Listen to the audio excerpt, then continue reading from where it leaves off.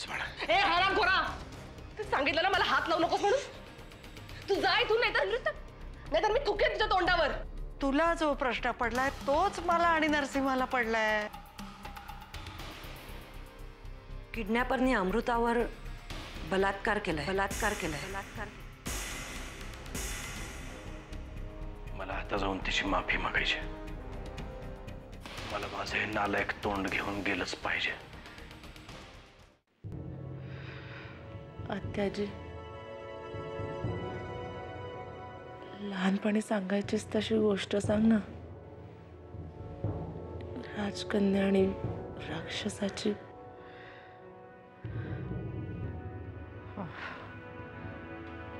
सांगते हा.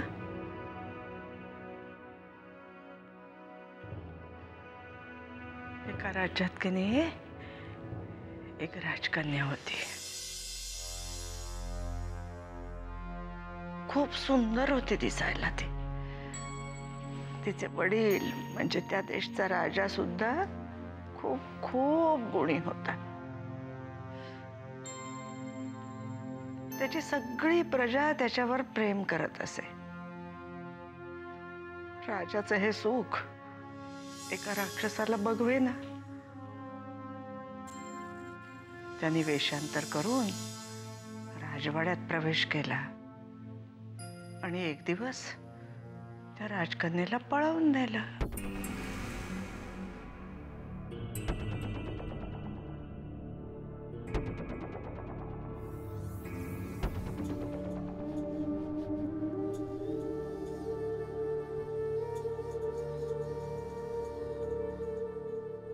मग तो राक्षस तिला खूप खूप दूर एका जंगलात घेऊन गेला. त्या जंगलात एक गुहा होती. त्या गुहेमध्ये एक मोठा पिंजरा होता. त्या राक्षसाने त्या पिंजऱ्यात राजकन्येला साखळदंडाने बांधून ठेवली. नाही, खुर्चीला बांधून ठेवायचं तुम्हाला.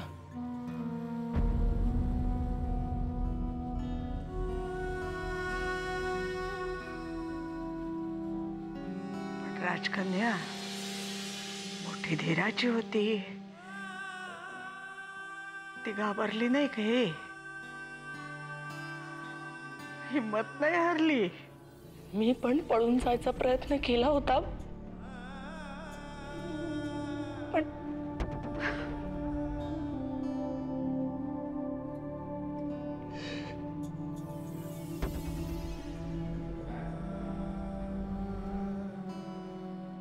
अमृता, आता झोप बरं तू,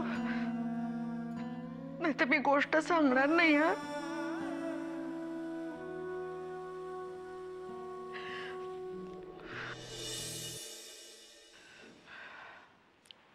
अमृताताई, ज्यूस घेता ना?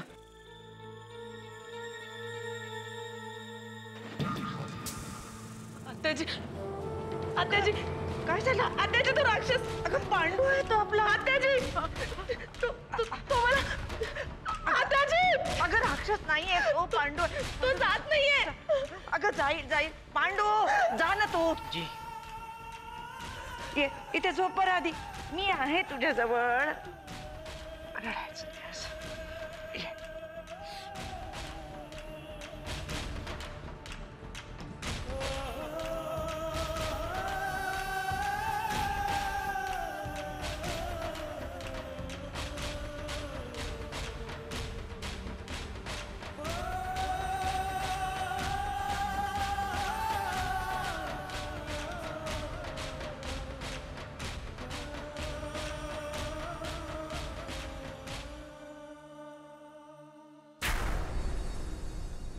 आत्याजी, तुझ्या गोष्टीचा शेवट काय होतो? शेवट गोडच आहे बेटा. सगळ्यांचं सगळं काही छान होतं, पण माझ्या गोष्टीचा शेवट छान नाही होत.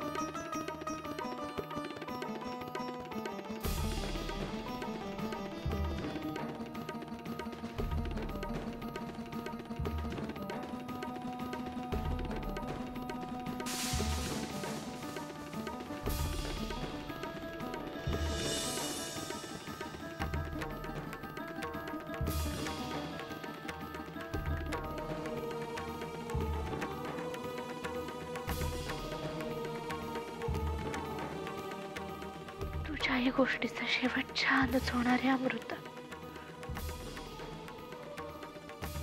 कारण जो छान नसतो तो शेवट नसतो.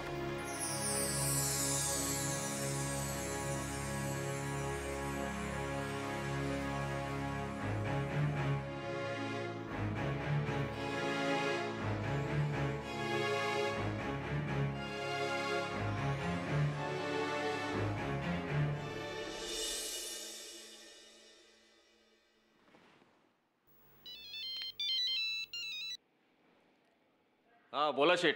काय रे राग्या नरसाळ्या, तोंड काळ करून कुठे गेलता? हा, मायला तुला एक काम सांगितलं ते पण नीट करता येणार रे. अहो शेठ, मला जेवढं जमतंय, जेवढं झेपतंय तेवढं सगळं करतोय की मी. आता त्या इंद्याची कुंडली खोदून ठेवली मी. आता त्या हरामाला ना मागं पुढं कोणीच नाही, ना आईबाप ना बायका पोरं. मला त्यानं कुठं पैसा दाबून ठेवलाय तेच कळायला मार्ग नाही. मार्ग सापडल नाही म्हणायचं नाही. जमीन खण पार पाताळापर्यंत जा, मायला पैसे सापडले पाहिजे. एक गोष्ट लक्षात ठेव, 10 रुपये चिल्लर नाही ती, 10 कोटी रुपये आहेत. 10 कोटी रुपये इंडियाने गिळले तर नसतील की नाही, कुठेतरी दडवून ठेवले असतील की नाही, मग शोधून काढ. वय शेठ, आता माझी अवस्था अशी झाली की पाण्यात तर पडलोय, पोता बी येतंय पण हातपाय मारता येत नाही. का तुझे हातपाय कोणी बांधून ठेवले रे? अहो शेठ, आता तुम्हीच तर पाण्यात ढकललंय, तुम्हीच तर बांधून ठेवलंय, तुम्हीच म्हणतोय हातपाय मार म्हणून. ए राग्या फुकण्या, जे काय बोलायचं ते स्पष्ट बोल. अहो शेठ, तुम्हाला चांगलंच माहितीये की माझी सगळी ताकद त्या रमावतीमध्ये अडकली. माझा सगळा पैसा, सगळी माणसं तिथं रमावतीमध्ये. पण मी रमावतीला जाऊ शकत नाही ना, कारण तुमची ती उन्हाळ महिना तिथं रमावतीत जाऊन बसली आणि तिच्या दृष्टीने मी कवाच मेलोय. आता तुम्हीच सांगा कसं काय मनापासून काम करायचं? हा, येशील येशील, लवकरच येशील रामावतीला माझी वरात घेऊन माझ्या बायकोकडं. चल फोन ठेव, चल. वय.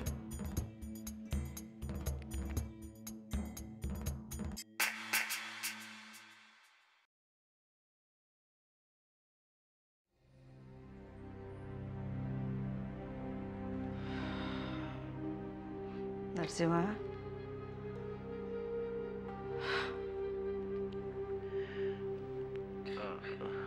झोपली का अमृता? जानकी घेऊन गेली तिला खोलीत. झोप लागली तर फार बरं होईल.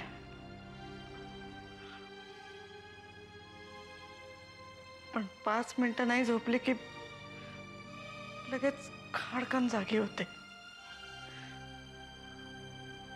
आणि जागी झाल्यावर काय विचित्र बडबडत असते, काय ते परमेश्वरालाच ठाऊक. तिने काही विचारलं तरी आपण वेगळंच काहीतरी बोलायचं. सगळं विसरून गेली पाहिजे ती. हा, काय विसरून गेली पाहिजे? त्या रात्री जे काही घडलं असेल ते सगळं. काय झालं त्या रात्री? नरसिंहा, तुला माझी शपथ आहे, मला खरं खरं काय ते सांग. काय म्हणाले डॉक्टर जोशी? आणि त्या डॉक्टर कानेटकर पण आल्या होत्या. काय काय म्हणाले काय त्या? नाही, त्या काही नाही म्हणाल्या. नरसिंहा, मी तुला माझी शपथ घातली एवढं लक्षात ठेव.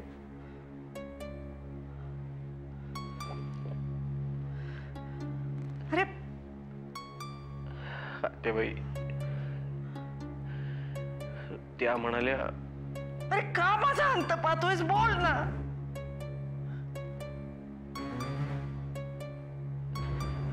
एखाद्या बापावर आपल्या पोटच्या मुलीविषयी जे बोलण्याची वेळ येऊ नये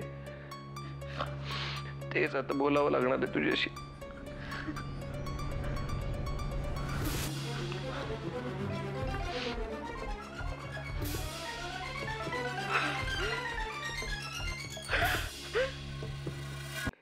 तुझ्या गोळ्या इकडेच आणू का मी? गोळ्या? कसल्या गोळ्या? आणि कशाला?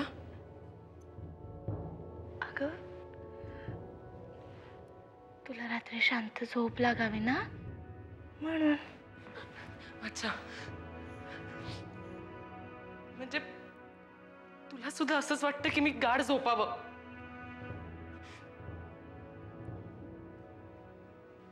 तो पण असंच करायचा. मला मला औषध द्यायचं आणि मी गाढ झोपून जायचे. आणि मग अगं मी आहे मी.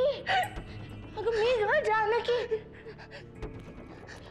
तुझ्या घरात आहेस तू आता. मग तू तुझ्या घरात आहेस. घरात तुझ्या घरात.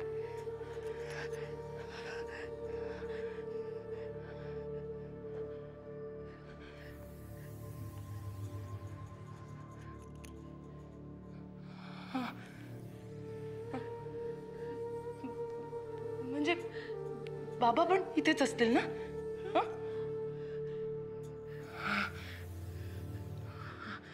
बरं झालं. आता ये ना म्हणावं. आता ये. म्हणजे बघ बाबा काय हाल करतील ते.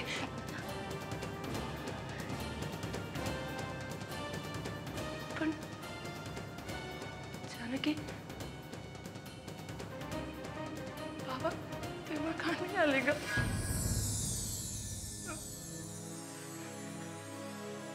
का वागले ते असं? अमृता, खूप शोधलं त्यांनी तुला. खूप खूप शोधलं. रात्रीचे दिवस करून तुझी वाट पाहत होते ते. डोळ्याला डोळा लागला नाही ग त्यांचा. आता सुद्धा तुझ्याशी बोलायला म्हणून आले तर तू बोलले नाही त्यांच्याशी. असं का केलंस? असं नको ग वागूस. खूप प्रेम करतात तुझ्यावर ते. खूप काळजी करत होत तुझी. आता उद्या आले ना ते की त्यांच्याशी बोलशील ना अमृता? बोलशील ना? असं नको करू. खूप काळजी वाटते ग त्यांना. बोल त्यांच्याशी.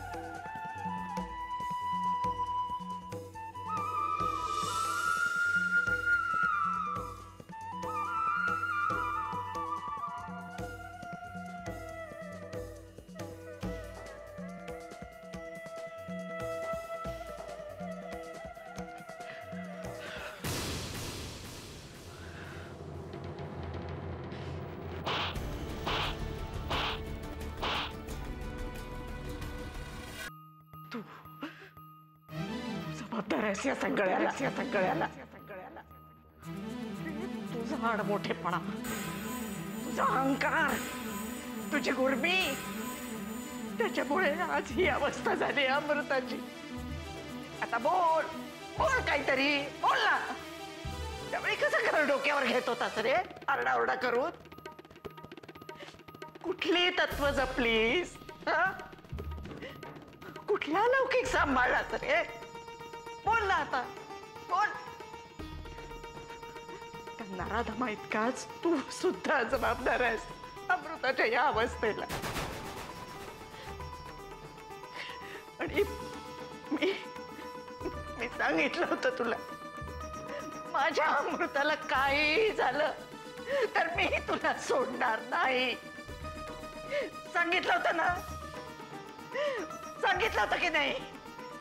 मग आता बोल ना. बोल ना. बोल.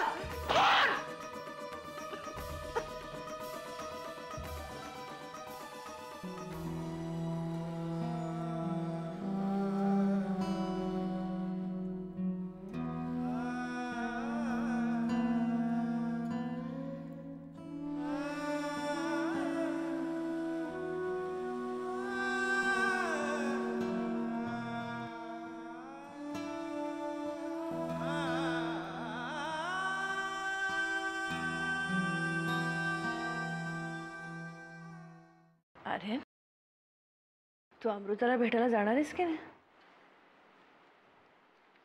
फोन ट्राय केला होता मी तिचा, पण लागतच नाहीये फोन. अरे मग जाऊन ये ना तिच्या घरी.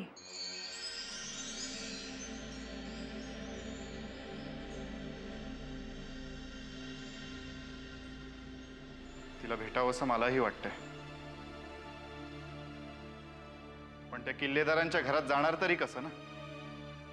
त्यांना युगंधरा सरतापेचं वावड आहे, आर्यन सरतापेचं नाही. त्यांना वावडा आहे का नाही ना, हा प्रश्नच नाहीये. पण आता मला त्या घराची ॲलर्जी आहे. मला असं वाटतंय की अमृताला जाऊन एकदा तरी भेटावं, कारण माझ्या वाईट काळात मला सगळ्यात जास्त मदत तिनेच केली आहे. मलाही वाटतं त्या मुलीला जाऊन भेटावं. खरं ते मी मगाशी निघालेही होते, पण तो पाताळ यंत्री नरसिंह कशाचा काय अर्थ काढेल काही सांगता येत नाही. अजिबात नाही. मामा, तू त्या घरात अजिबात जायचं नाहीयेस. इतके दिवस ठीक होतं, पण आता जर तो नरसिंह तुला काय बोलला ना, त्याच्या घरात घुसून मारीन मी त्याला.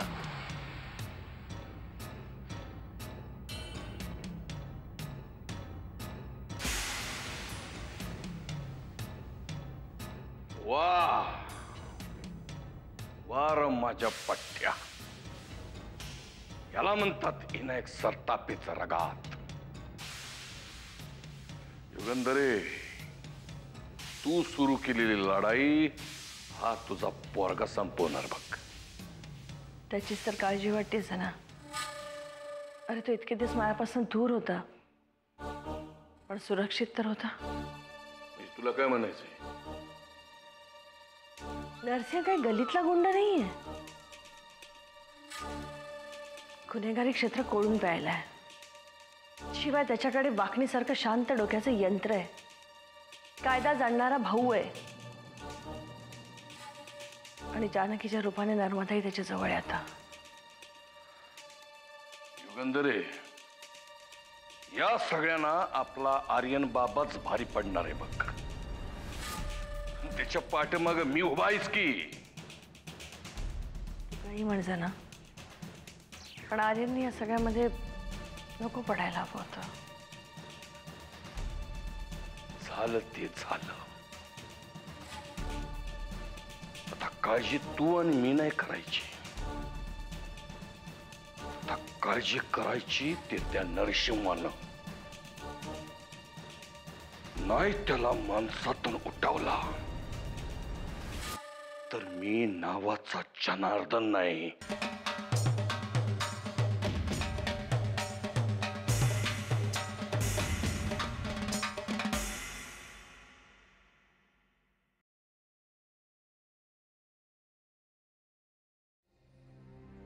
अहो, अजून किती वेळ इथे असेच बसून राहणार आहात? खाली चला. वाकणीस काका आलेत. जाईल सांगते ना जानकी. मला कोणालाही भेटायची इच्छा नाहीये, कोणाशीही बोलायची इच्छा नाहीये. लोकांनी मला काहीही म्हटलं तरी चालेल, पण मी या खोलीतून बाहेर येणार नाही. हो, असं करून कसं चालेल? आत्याबाई म्हणतात तेच खरंय. माझ्या अहंकारानं अमृताचं नुकसान केलंय, त्याचं आयुष्य उद्ध्वस्त केलंय. या घरातल्या सगळ्यांनाच मी इतक्या जखमा दिल्या आहेत की त्यावर कधीच खपली धरली जाणार नाही. आणि म्हणूनच या सगळ्याची जबाबदारी स्वीकारून मी स्वतःच प्रायश्चित्त करायचं ठरवलंय. बाकी कोणी असा विचार केला तरी चालेल, पण तुम्ही असा विचार करून नाही चालायचं. त्यामुळे उठा आणि चला बाहेर.